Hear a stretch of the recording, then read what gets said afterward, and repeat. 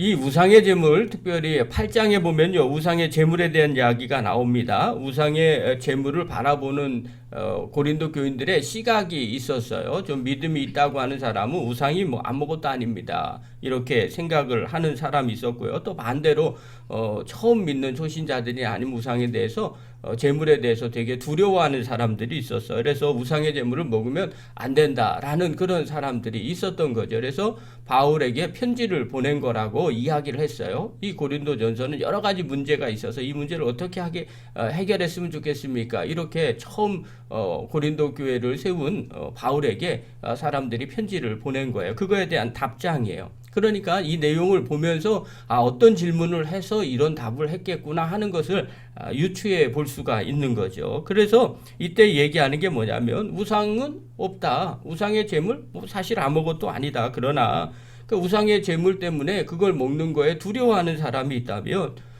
차라리 나는 먹을 수 있지만 먹지 않겠다, 실족하지 않게 하겠다 하는 게 8장의 핵심이에요.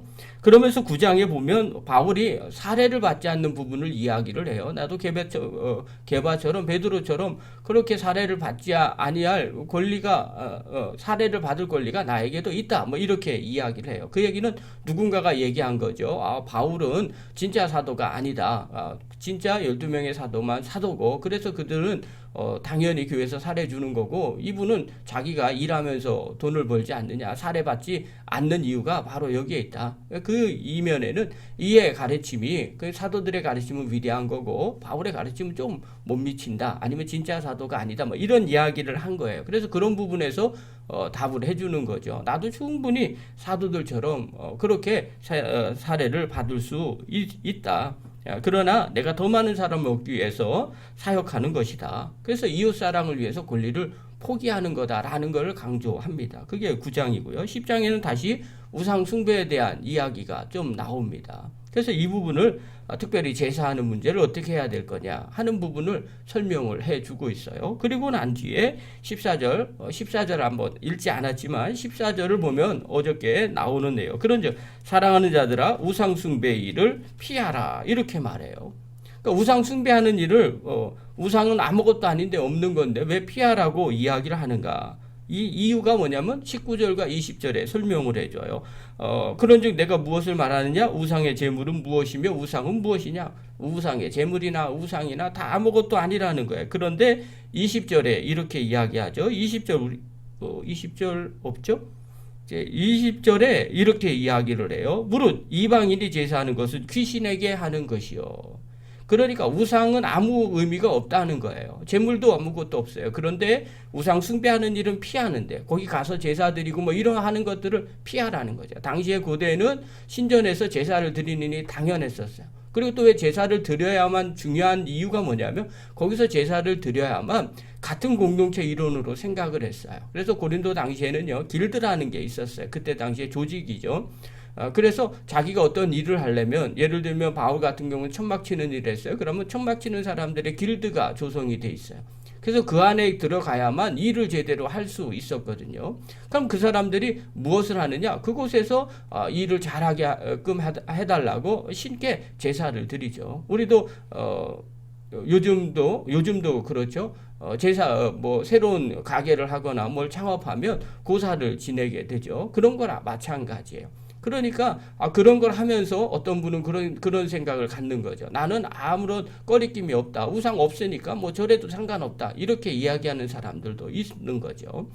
그리고 또 그거에 재물이 무슨 유익이 있겠냐는 거예요. 사실 맞아요. 그 재물 자체는, 제사드리는 행위 자체는 아무 문제가 없어요. 그런데 문제는 뭐냐면 그렇게 하는 행위가 곧 뭘 하는 거냐? 귀신을 섬기는 행위라는 거예요. 그러니까 그런 일은 하지 말라는 거예요. 그러면서 이야기하는 거죠. 하나님께 제사하는 것이 아니기 때문에 너희가 귀신과 교제하는 자가 되기를 원치 아니한다, 이렇게 이야기하는 거예요. 믿음을 가지고 그렇게 하면 안 된다는 거죠. 자, 이게 어떤 의미를 갖고 있냐? 마치 성찬을 할 때도 마찬가지예요. 성찬과 떡과 포도주가 무슨 의미가 있겠어요? 어떤 분은 그렇게 생각해요.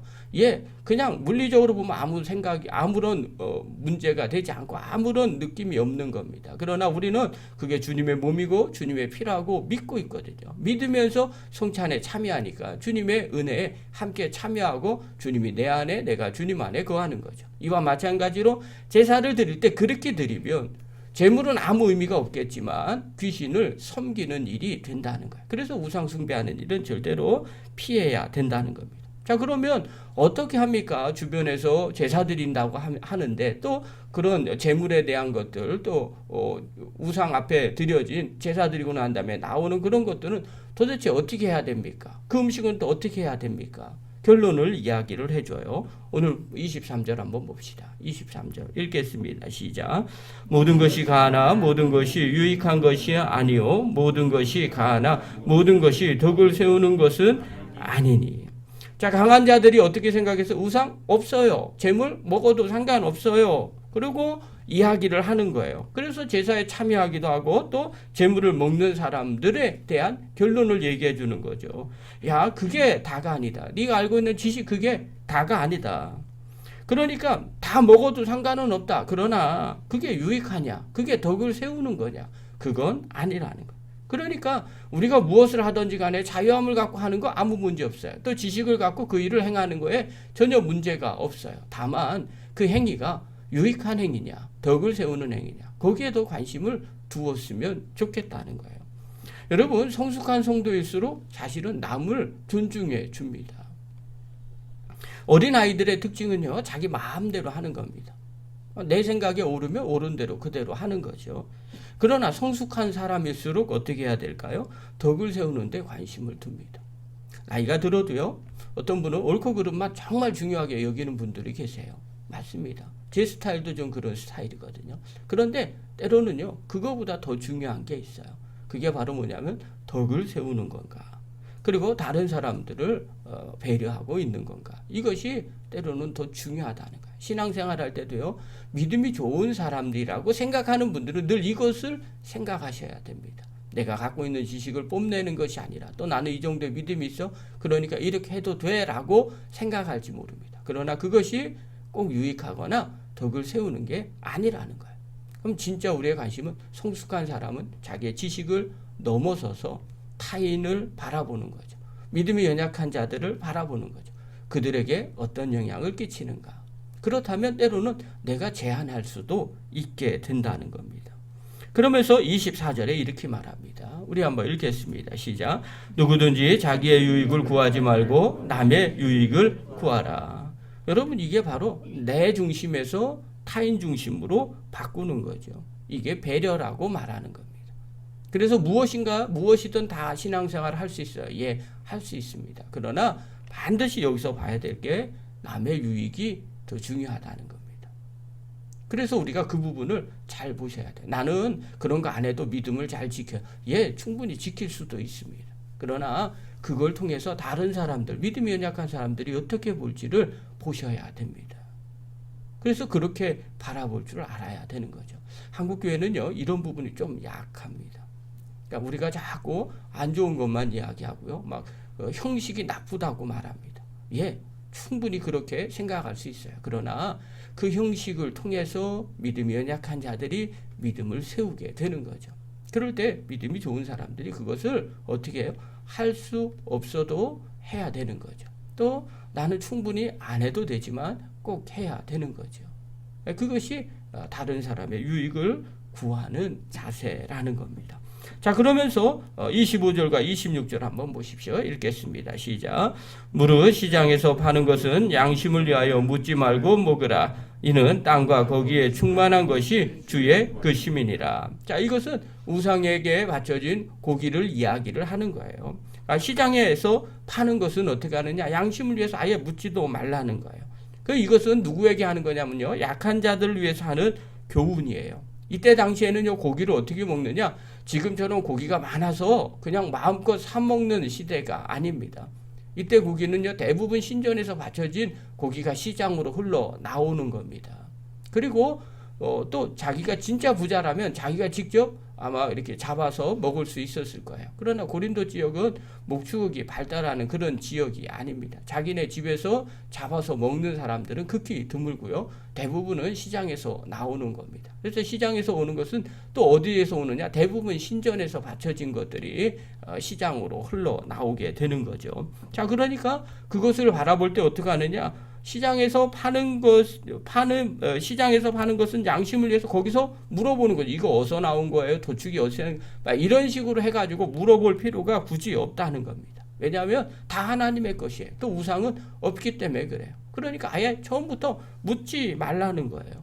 그것이 다 하나님의 것인데 굳이 왜 물어보냐는 거예요.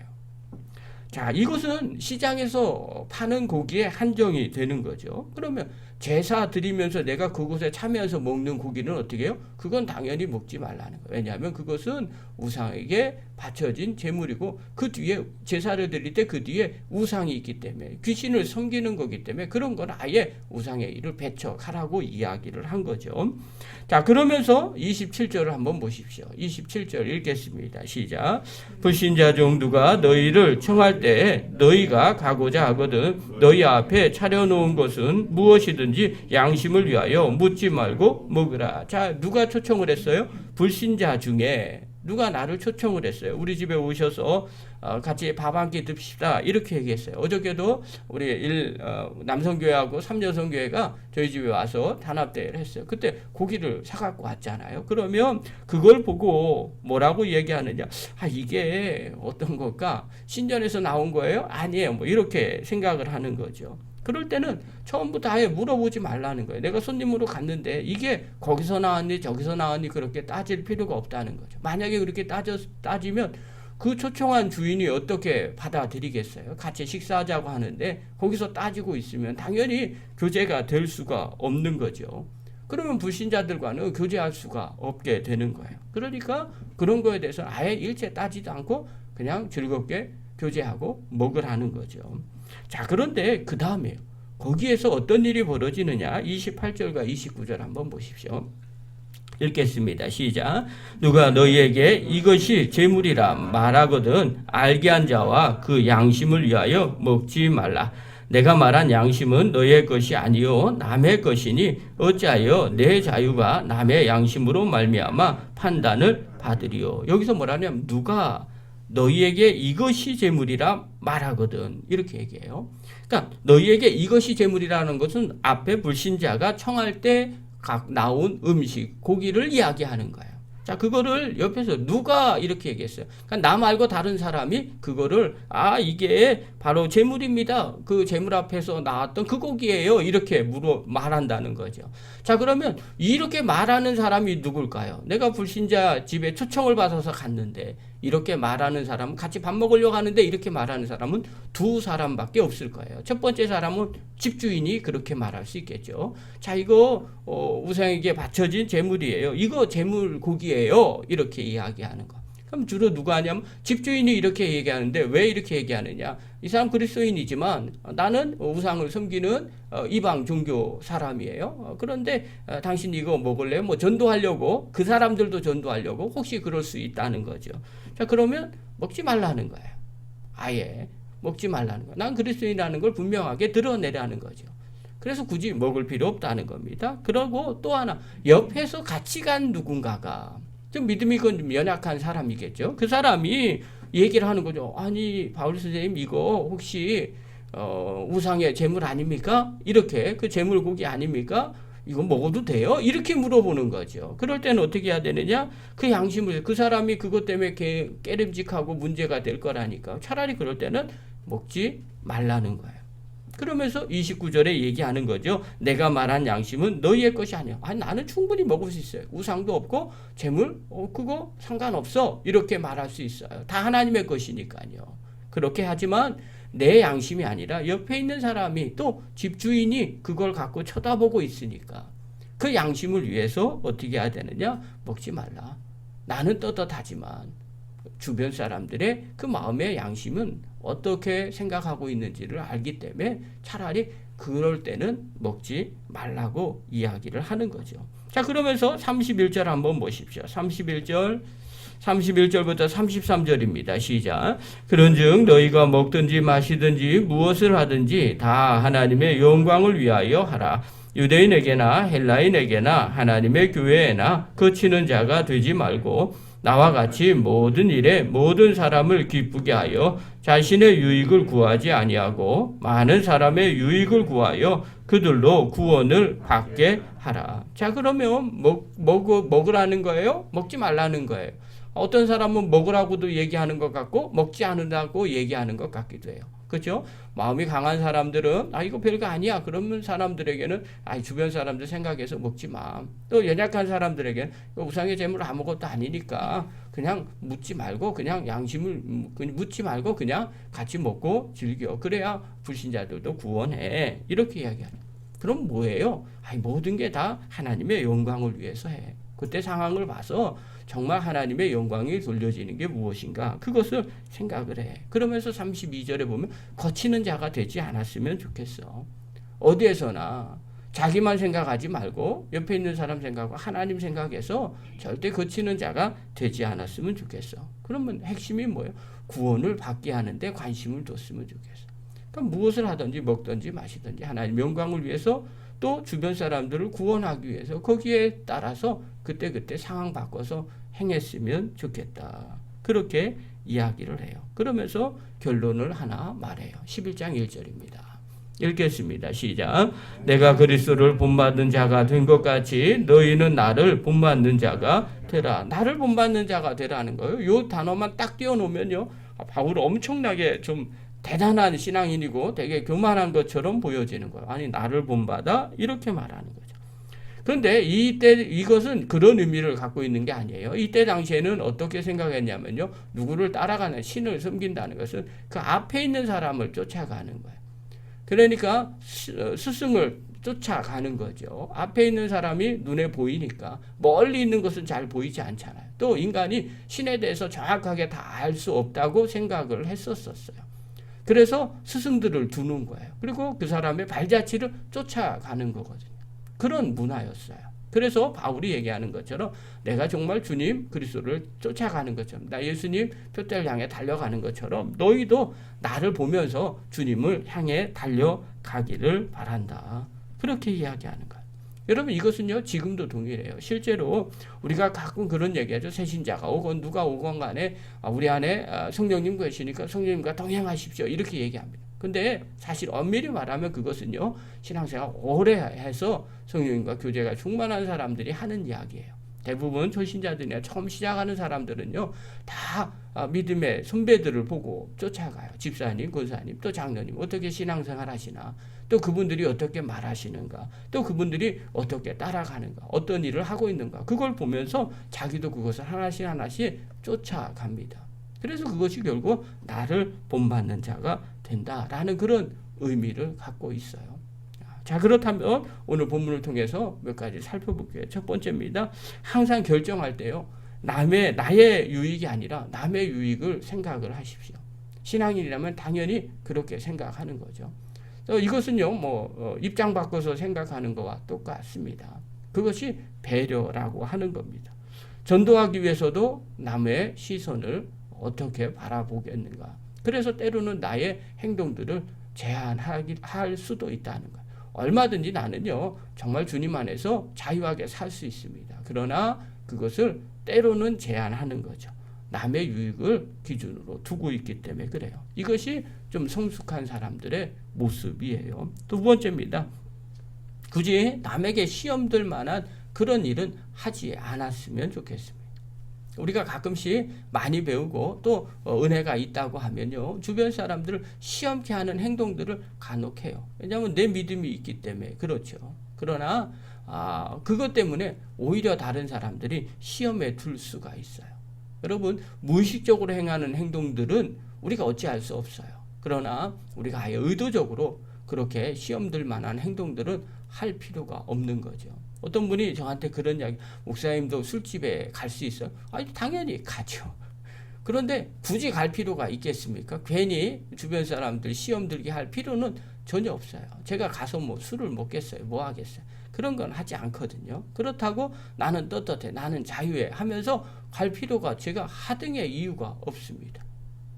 왜냐하면 그게 덕이 되는 것보다 오히려 덕이 되지 않을 때가 더 많거든요. 주변 사람들에게 오해를 불러일으킬 만한 행동을 굳이 할 필요가 없기 때문에 그렇습니다. 그러므로 신앙생활 할 때 남이 시험 들 만한 말과 행동들을 늘 조심하는 저와 여러분 되기를 간절히 축원합니다. 기도하겠습니다.